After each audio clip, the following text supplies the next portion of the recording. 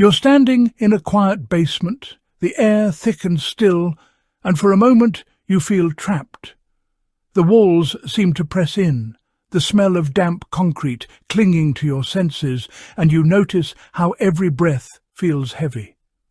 Now ask yourself this: how did soldiers in WWII manage to live, eat and sleep underground for weeks at a time, in places where fresh air barely moved, without modern fans or HVAC systems? And why are modern preppers quietly rediscovering these same techniques today, treating them like forgotten gold?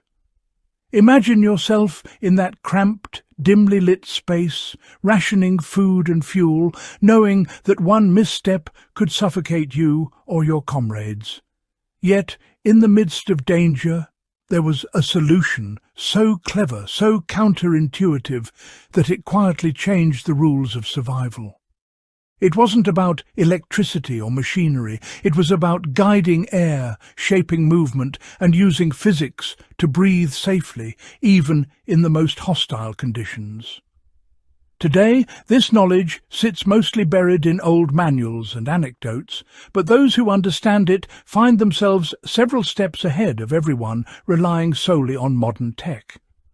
To grasp its genius, you have to see the system not as a relic, but as a living, breathing solution to a problem that hasn't gone away. The stakes were brutally real.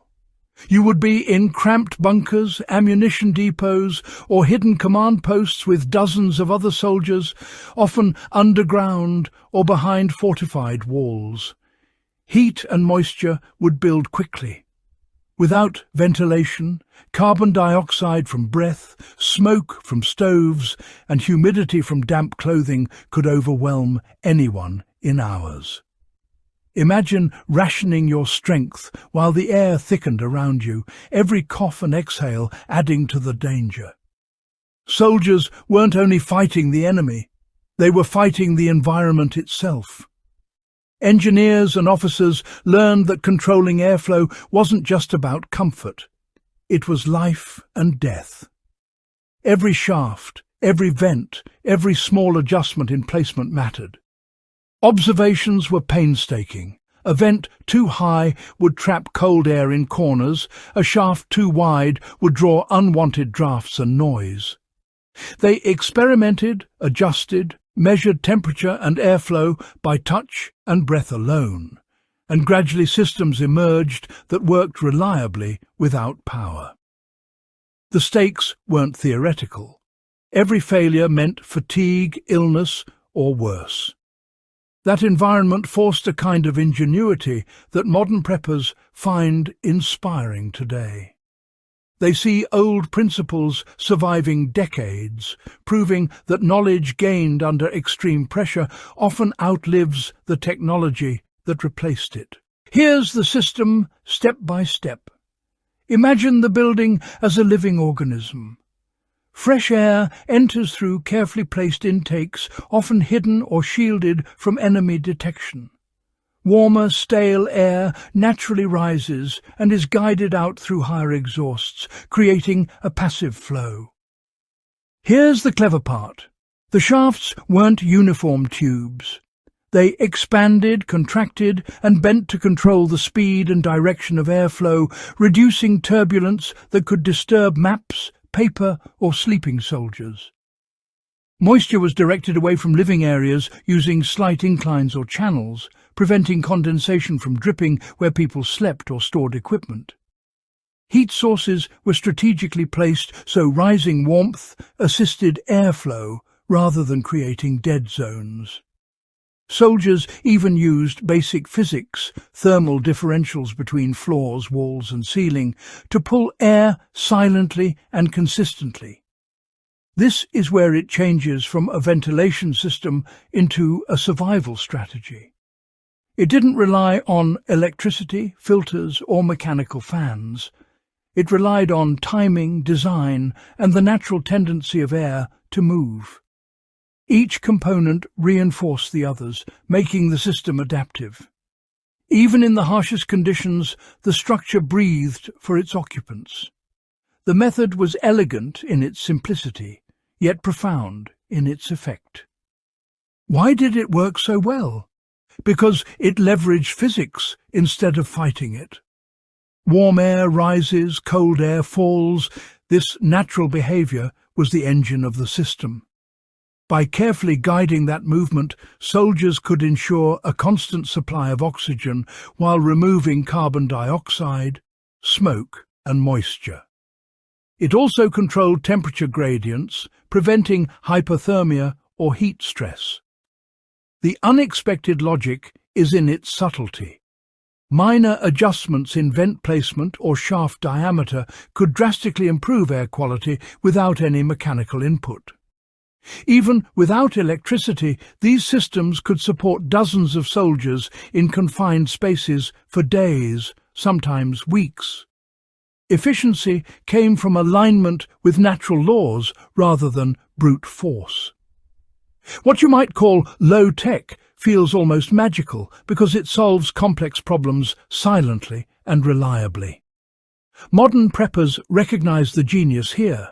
A system that adapts, survives and self-regulates without constant attention. It wasn't invention, it was observation, adaptation and patient refinement under extreme pressure.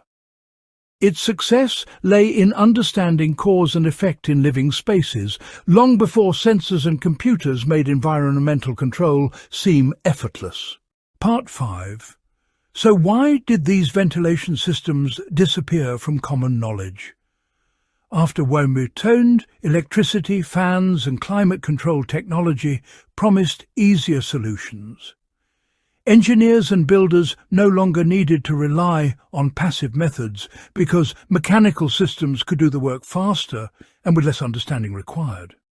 Manuals were discarded, experience was devalued, and the subtle science of natural airflow became a footnote in architectural history. Over decades, the systems were replaced by grids, ducts and filters, which worked well under normal circumstances but failed spectacularly when power was lost or infrastructure was compromised. The cleverness that came from necessity was overshadowed by convenience. Few remembered that a well-placed shaft could outperform a fan in reliability, efficiency and resilience. Only those who study historical structures, old military manuals or extreme survival tactics still retain the knowledge. The logic never stopped working. It was just hidden, quietly waiting for the moment when modern dependence on technology meets the limits of power and circumstance. This is why it matters to you today. Preppers, survivalists, and even architects are rediscovering these systems because modern solutions, while convenient, aren't infallible. When power fails, filters clog, or storms cut off resources, understanding how to move air naturally can save lives and preserve comfort. These WWII methods teach patience, observation, and design intelligence, lessons that remain relevant even in contemporary homes, bunkers, or off-grid shelters. They also demonstrate a mindset that working with nature rather than relying on constant input creates resilience. You don't need to rebuild an underground bunker to benefit. You can apply principles of passive airflow, thermal gradients, and moisture management anywhere. The genius of these systems isn't lost. It's just waiting for someone to notice. If this story changes how you think about survival, air, or the quiet brilliance of forgotten design, explore further, share knowledge, and consider what else history might still have to teach about thriving when technology fails. The past is not obsolete. It is quietly breathing alongside you.